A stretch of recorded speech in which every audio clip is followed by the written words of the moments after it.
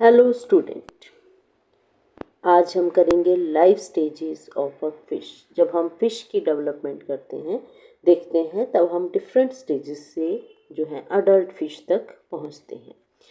Fish जो होती हैं, जब हम कल्चर में फिश फार्मिंग में फिश को ग्रो करवाते हैं, कल्चर करते हैं, तो सबसे पहले रिक्वायरमेंट होती है फिश के सीड की। फिश सीड जो होती है फर्स्ट रिक्वायरमेंट होती है फिश फार्मिंग के अंदर। और फिश सीड जो होते हैं उनको अगर हम कमर्शियली टर्म में देखते हैं तो वो फर्टिलाइज्ड एग होते हैं, ठीक है। या हम डिफरेंट स्टेजेस के यंग फिशेस को ले सकते हैं, जिससे सबसे पहले होते हैं स्पॉन, जिनको हम बोलते हैं फिश एग। फिर होते हैं हैचलिंग, जो कि जस्ट हैच होते हैं with yolks egg. Fries, fingerlings, ईयरलिंग्स, ठीक है। तो ये डिफरेंट स्टेजेस होती हैं जो कि हम फिश सीड के लिए यूज़ करते हैं। अब ये फिश के सीड्स क्या होता है कि जितने भी ऑर्गेनिज्म हैं इस एनिमल वर्ल्ड है, उनकी प्रोजेनी जो है वो चलती रहती है जनरेशन टू जनरेशन। तो वो रिप्रोडक्शन होती है, जो कि बायोलॉजिकल प्रोसेस होता है, जिसके नए ऑफस्प्रिंग जो है या इंडिविजुअल ऑर्गेनिज्म जो है प्रोड्यूस होते हैं from their parents. Reproduction fundamental feature है सभी एनिमल लाइफ के अंदर। हर एक इंडिविजुअल ऑर्गेनिज्म जो है वो एग्जिस्ट करता है due to result of a reproduction. जो रिप्रोडक्शन है वो हम जानते हैं दो मेन टाइप का होता है, सेक्सुअल और एसेक्सुअल। फिशेस के अंदर मोस्ट ऑफ द फिशेस के अंदर आप देखेंगे कि सेक्सुअल रिप्रोडक्शन होता है, क्योंकि वो बाइसेक्सुअल होते हैं, ठीक है। कुछ हर्मेफ्रोडाइट भी होते हैं, तो उनके अंदर सेक्सुअल रिप्रोडक्शन होता है। लेकिन कुछ फिशेस के अंदर जो है वो एसेक्सुअल रिप्रोडक्शन भी देखा जाता है, जिसको हम पार्थिनोजेनेटिक बोलते हैं या पार्थिनोजेनेसिस। एक अमेजोन मोली जो है एक गाइनोजेनेसिस से बनाई गई है। अमेजोन मोली एक बहुत अच्छा एग्जाम्पल है फिश स्पीसीज का, जो कि एसेक्सुअल रिप्रोडक्शन से जो है वो जनरेट हुई हैं। इसमें पार्थिनोजेनेसिस होती है, जिसके अंदर जो है स्पर्म अदर स्पीसीज से जो है लिए जाते हैं टू ट्रिगर द प्रोसेस, ठीक है। तो आप नॉर्मली देखते हैं कि फ़िश जो है वो जब मैच्योर होती हैं तो उनके अंदर जो है आपको में उनकी जो सेक्सुअल डाइमॉर्फिज्म जो है वो देखने को मिलता है। जब वो मेच्योर होते हैं वो क्या करते हैं, जैसे आप देखेंगे मेल जो है वो अपने स्पर्म जो है पानी में छोड़ देता है, ठीक है, एग के ऊपर डाल देता है। फीमेल अपने एग ले करती है। मेल फिश जो होती है वो अपने स्पर्म जो उन एग के ऊपर डाल देती हैं और एक्सटर्नल फर्टिलाइजेशन हो जाता है। कुछ जो है इंड्यूस ब्रीडिंग हमने पढ़ा था, इंड्यूस ब्रीडिंग के द्वारा भी जो है वो हम प्रोडक्शन करते हैं फिश सीड की, ताकि जो प्रोडक्शन है वो इंक्रीज़ की जा सके। ये अमेज़न मोली का पिक्चर है। इसको देखोगे तो इनकी लेंथ जो है वो 10 सेंटीमीटर तक होती है, ठीक है, बहुत छोटे साइज़ की होती हैं। और ये सारी ऑल जितनी भी होती हैं फीमेल स्पीसीज़ होती हैं, जो कि गाइनोजेनेटिकली जो है वो रिप्रोड्यूस करती हैं। कि स्पर्म लिए जाते हैं और स्पर्म जो है इनके अंदर जो है वो डाल दिए जाते हैं और वो फिर ट्रिगर कर देती है रिप्रोडक्शन के प्रोसेस को। इंडिविजुअल जो है वो जितनी भी आपस में है वो सारी सिस्टर्स होती हैं, क्योंकि सभी एक ही क्लोन से जो है वो लाइन से बनते हैं। फिर आते हैं स्पीसीज जो है ये एग्जिस्ट करते हैं। अगर आप इनकी एग्जिस्टेंस देखेंगे ये 1 लाख ईयर तक जो है वो एग्जिस्ट कर सकते हैं। फिर आता है डेवलपमेंट ऑफ फिश। फिश की जो डेवलपमेंट होती है, फिश बहुत सारी डिफरेंट स्टेजेस से होकर गुजरता है लाइफ साइकिल की। उनका एग्जैक्ट नंबर और कैरेक्टरिस्टिक्स जो है वो वेरी कर सकता है स्पीसीज टू स्पीसीज, कि कितने एग ले करते हैं और क्या क्या कैरेक्टरिस्टिक्स देखने को मिलते हैं। कुछ जर्नल हम लाइफ स्टेजेस जो है वो यहाँ पर डिस्कस करेंगे। पहली आती है एग की स्टेज। फर्टिलाइज्ड एग जो होता है, जो पानी के अंदर ले किया जाता है, चाहे वो फ्रेश वाटर है या सॉल्ट वाटर है। फर्टिलाइज्ड फिश एग जो है वो एम्ब्रियो में डेवलप हो जाता है इनसाइड द एग, ठीक है, और वो योग को यूटिलाइज करता है फॉर नरिशमेंट के लिए। फिर टेम्परेचर जो है बहुत इम्पोर्टेंट रोल प्ले करता है हैचिंग टाइम में, कि कितनी जल्दी वो हैच आउट होगा, कितनी जल्दी फ्राई जो है उससे बनेंगी।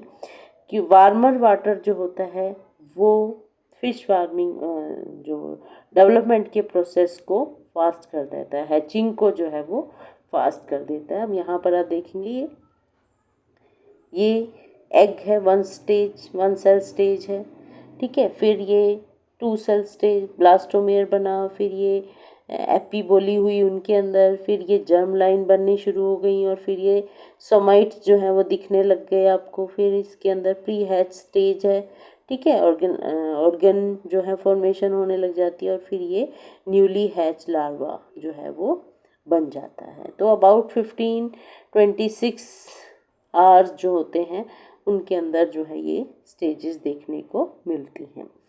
अब एग की स्टेजेस पूरी होती हैं और फिर वो लार्वा स्टेज में चेंज हो जाता है, ठीक है। लार्वा स्टेज जो है वो एग से हैच होती है, उसके अंदर आई है, माउथ पार्ट है, आप देखेंगे आई और माउथ पार्ट डेवलप होने लग जाते हैं स्टेज के अंदर, और लार्वी जो है उसमें ट्रांजिशन होती हैं और वो फीडिंग लेने लग जाता है इंडिपेंडेंटली। अब उसको बोलते हैं फ्राई, ठीक है, और ये अपने साथ योक सैक को कैरी करता है फॉर न्यूट्रिशन के लिए। जैसे योक सैक पूरी तरह से अब्जॉर्ब हो जाता है, लार्वी जो है वो प्लैंकटन के ऊपर या जो माइक्रोस्कोपिक ऑर्गेनिज्म है उनके ऊपर फीड करना शुरू कर देते हैं। और ये बहुत ही वल्नरेबल स्टेजेस होती हैं, क्योंकि इस स्टेज के अंदर अगर फूड या टेम्परेचर या वाटर की जो भी इकोलॉजिकल रिक्वायरमेंट है अगर वो फुलफिल नहीं होती है तो मोर्टेलिटी रेट जो है वो देखने को मिलती है। फ्राई स्टेज आती हैं। फ्राई स्टेज जो होती हैं वो यंग वंस होते हैं जो कि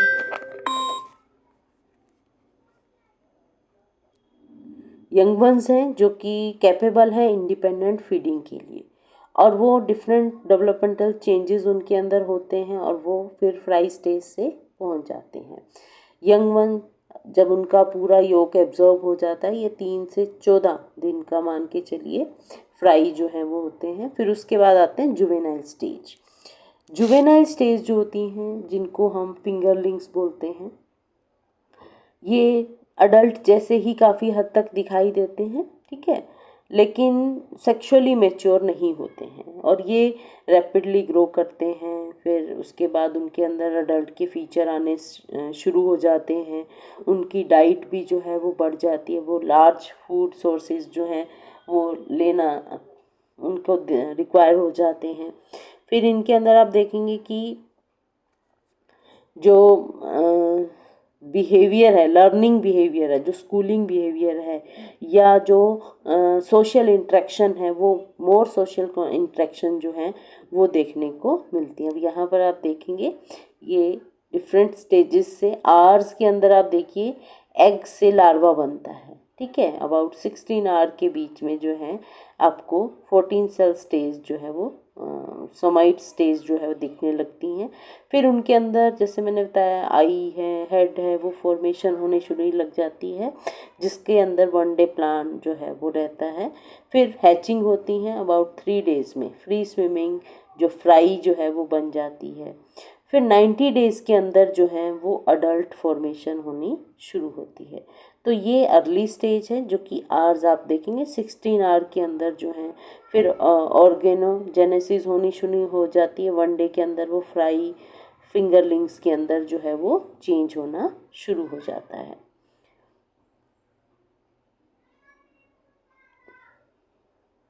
फिर आती है अडल्ट स्टेज। अब आप देखेंगे एग एम्ब्रियो बना, ये लार्वी बनी, फिर ये फ्राई बनी। अब फिंगरलिंग्स जो होते हैं जैसे मैंने बताया अडल्ट से होते हैं, बस वो सेक्सुअली मैच्योर नहीं होते हैं। अडल्ट जो होते हैं फुली ग्रोन होते हैं। अब वो सेक्सुअली जब मैच्योर हो जाते हैं, वो कैपेबल हो जाते हैं रिप्रोडक्शन के लिए, तो उनका जो है वो पॉपुलेशन बाय स्पॉनिंग द्वारा जो है वो कंट्रीब्यूट करते हैं अपना रोल। फिर आता है स्पॉनिंग और रिप्रोडक्टिव स्टेज, जो कि अडल्ट होते हैं। कुछ स्पीसीज़ होती हैं जिनके अंदर स्पॉनिंग सीजनल होती हैं और वो माइग्रेशन होती है, जैसे सालमन है, माइग्रेशन करते हैं सॉल्ट वाटर से फ्रेश वाटर में, या फ्रेश वाटर से सॉल्ट वाटर के अंदर, या उनके अंदर सीजनल क्लाइमेटिक चेंज रहते हैं, ठीक है। तो इस तरह की माइग्रेशन देखने को मिलती हैं। आफ्टर रिप्रोडक्शन क्या होता है, कुछ फिशेस जो है वो ख़त्म हो जाती हैं। जैसे ही वो एग ले करती हैं उसके बाद वो ख़त्म हो जाती हैं। उनको हम सेमल्पेरस बोलते हैं। कुछ ऐसी स्पीसीज़ होती हैं जो स्पॉन करती रहती हैं मल्टीपल टाइम, ठीक है, उनको हम टेरोपोरस पैरस बोलते हैं, ठीक है। वो डिफरेंट टाइप की स्पीसीज़ जो हैं उनके अंदर स्पॉनिंग जो है या रिप्रोडक्टिव स्टेज जो है वो वेरी करती हैं। जो माइग्रेटरी फिशेस होती हैं उनके अंदर क्या होता है, जैसे ही वो सॉल्ट वाटर से फ्रेश में जा रही हैं या रिवर्स में जा रही हैं तो वो एग ले करती हैं और वो ख़त्म हो जाती हैं, ठीक है। फिर एग जो हैं उनसे फ्राई फिर लार्वी बनते हैं और वो फिर वापस जो है वो अपने पुराने वाले उसमें आ जाते हैं और फिर मैच्योरेशन के लिए फिर वापस अपनी जो है लोकेशन चेंज करते रहते हैं। तो ये चार्ट है, ये ब्रीडिंग सिलेक्शन होता है। हम फिश फार्मिंग में देखा था कि हम ब्रीडर्स को चूज़ करते हैं मैच्योर फिशेस के अंदर। फिर फर्टिलाइज्ड एग हो गए इन्होंने, ठीक है। फिर उस एग को हम सीड की तरह यूज़ करके हम उनको नर्सरी में डालते हैं, जो नर्सरी पॉन्ड होता है। वहाँ पर उनके वो लार्वा, पोस्ट लार्वा और फिंगरलिंग्स में चेंज हो जाते हैं। फिर उसको हम ग्रोन अप जो है हमारा ब्रीडिंग पॉन्ड है उसके अंदर डाल देते हैं। वहाँ पर वो मेच्योर हो जाते हैं, या जो हमारा स्टॉकिंग पॉन्ड है, ठीक है, उनके अंदर जो है उनको हम ग्रो करते हैं। और फिर जब वो फुल साइज़ की हो जाती हैं और उनका वेट जो है वो प्रॉपर हो जाता है तब हम उनको जो है वो सोल्ड आउट कर देते हैं। तो ये थी different stages of fish development की। Thank you.